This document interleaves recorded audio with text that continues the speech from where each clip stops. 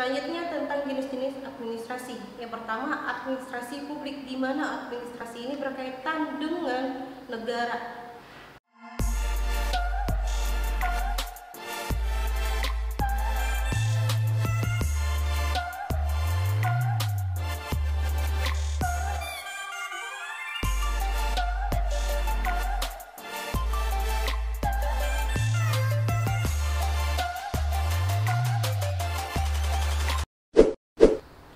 Assalamualaikum warahmatullahi wabarakatuh. Ketemu lagi sama Ibu.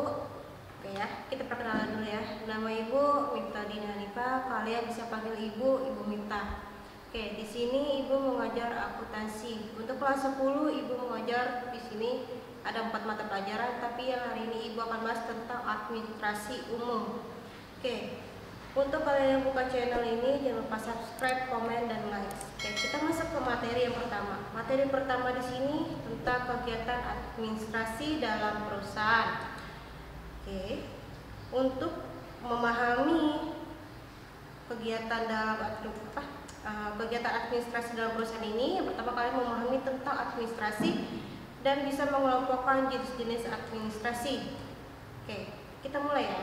Untuk yang pertama pembahasannya adalah kegiatan administrasi dalam perusahaan, yaitu kegiatan yang terkonsep dan yang berperan penting dalam suatu unit bisnis atau perusahaan yang memiliki struktur organisasi untuk menjalankan aktivitas usahanya. Jadi kegiatan administrasi ini sudah dikonsepkan dalam sebuah perusahaan yang memiliki aktivitas atau organisasi yang sudah terstruktur sedemikian rupa untuk menjalankan setiap aktivitas usahanya. Jadi kalau misalkan dalam perusahaan itu tidak ada namanya struktur organisasinya, otomatis tidak ada kegiatan administrasinya.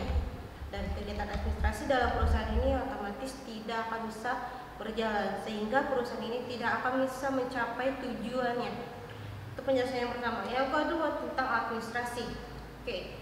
Mungkin kita sering dengar tentang administrasi. Apa sih administrasi sebenarnya? Oke, di sini ada penjelasannya. Administrasi berasal dari kata administration yang berarti melayani dengan sebaik-baiknya.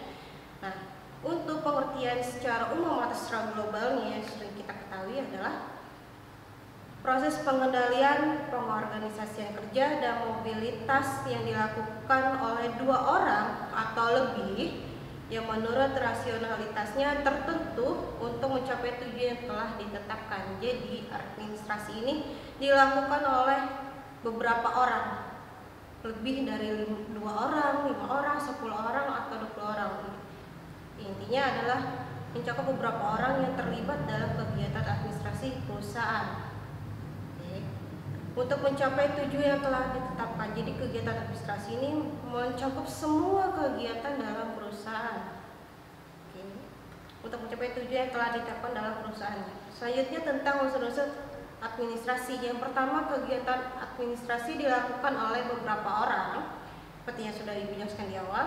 Yang kedua, kegiatan administrasi membutuhkan kerjasama tim yang solid. Jadi kegiatan administrasi ini membutuhkan tim kerja. Jadi tidak bisa dilakukan oleh 1 orang, 2 orang, atau 3 orang aja, tapi melibatkan semua orang yang ada di dalam perusahaan, sehingga membuat pekerjaan dalam perusahaan menjadi efektif dan efisien. Karena dalam satu perusahaan, satu dengan yang lainnya saling berhubungan, sehingga kerjasama dalam kegiatan administrasi ini membutuhkan tim yang benar-benar sangat solid. Oke. Yang ketiga, kegiatan administrasi merupakan bagian dari suatu proses yang berkesinambungan, di mana kegiatan administrasi ini terdiri dari proses-proses yang berkesinambungan sehingga membentuk alur yang tertata dengan baik. Jadi dalam satu perusahaan itu terdiri dari struktur organisasinya, dan struktur organisasinya ini memiliki tingkat pekerjaan yang satu sama dengan yang lainnya itu saling berkesinambungan, satu sama lain saling membutuhkan, sehingga kegiatan administrasi ini bagian dari proses yang berkesinambungan tersebut. Yang keempat adalah kebiasaan atau kegiatan administrasi memiliki tujuan yang jelas, di mana kegiatan administrasi ini sebagai bentuk pengelolaan dalam perusahaan, baik itu pengelolaan keuangan ataupun pengelolaan yang berkaitan dengan si perusahaan itu sendiri. Dengan tujuan yang dimaksud di sini adalah sesuatu yang telah direncanakan dan dijalankan sehingga dapat terlaksana perencanaan perusahaan. Dan untuk karakteristik pokok tujuan dalam administrasi, yaitu dengan melakukan kegiatan kerjasama dengan tujuan sesuatu yang diinginkan akan tercapai. Itu bagian dari kegiatan administrasi yang memiliki tujuan yang jelas. Oke, selanjutnya tentang tujuan dari administrasi. Di sini ada 3. Yang pertama, administrasi bertujuan untuk melakukan pengelolaan dalam perusahaan sehingga operasional dalam perusahaan lebih tertata dengan baik. Oke, untuk penjelasan yang pertama, administrasi bertujuan untuk melakukan pengelolaan dalam perusahaan sehingga operasional atau kegiatan dalam perusahaan itu tertata dengan baik. Yang kedua, administrasi bertujuan untuk memberikan efektivitas dan efisiensi dalam perusahaan sehingga perusahaan dapat menekan berbagai kerugian yang akan timbul. Oke, kita balik lagi kepada struktur organisasi dalam si perusahaan tersebut.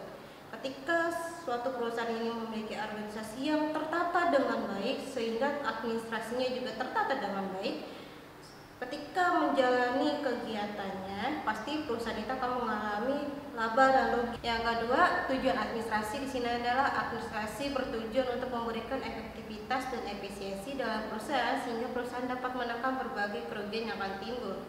Oke, kita balik lagi kepada tujuan dalam organisasi. Ketika sudah suatu perusahaan ini memiliki struktur organisasi yang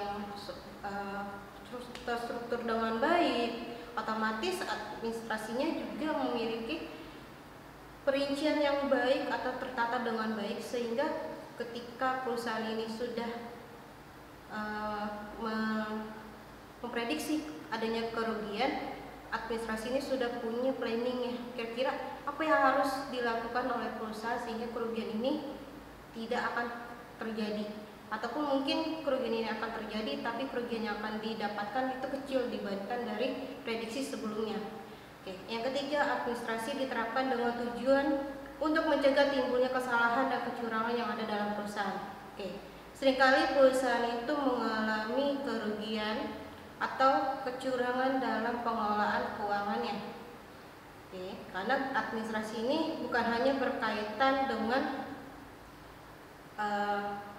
aset-aset perusahaan yang dimiliki sendiri, tapi juga berkaitan dengan aset-aset yang dimiliki oleh perusahaan dari orang lain atau dari pinjaman. Jadi pengelolaan administrasi dalam perusahaan ini sangat penting sekali untuk mengurangi kesalahan-kesalahan dan kecurangan-kecurangan dalam perusahaan sehingga kerugian-kerugian yang tadinya akan ditimbulkan tidak lagi atau mungkin bisa dicegah kerugiannya ini. Jadi kerugian yang didapatkan oleh perusahaan tidak sebesar dari prediksi sebelumnya. Itu dari tujuan administrasi.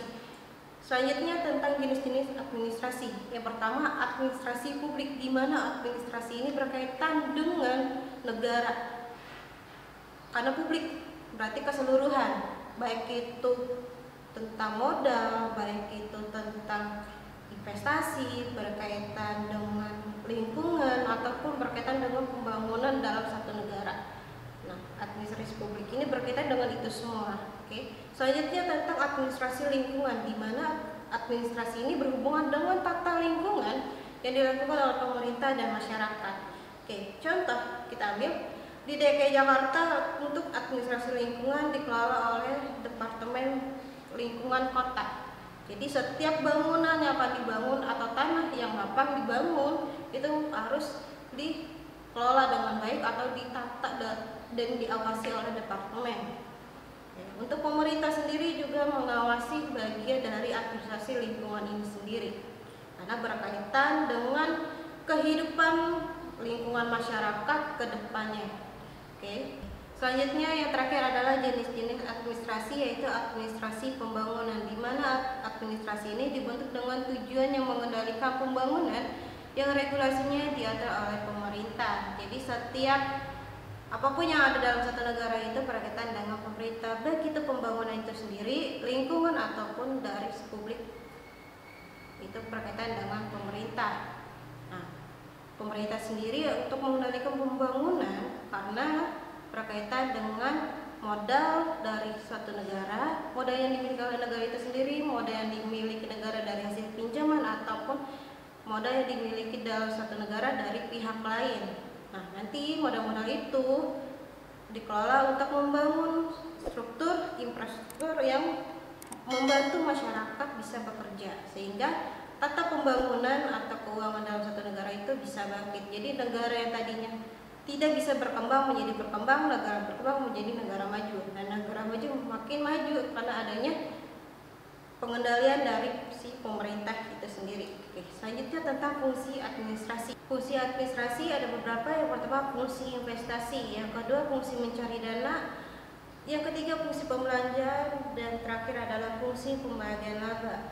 Oke, dari semua jenis fungsi administrasi adalah yang pertama adalah fungsi investasi, di mana fungsi ini menjadi sektor kekuatan dalam administrasi, baik administrasi perusahaan, organisasi, ataupun pemerintahan, di mana administrasi investasi ini sebagai fungsinya menjalankan atau mencari dana yang berkaitan dengan pengumpulan dana dari berbagai sektor, misalkan dari modal si pemilik, modal dari pinjaman, atau modal dari pihak lain.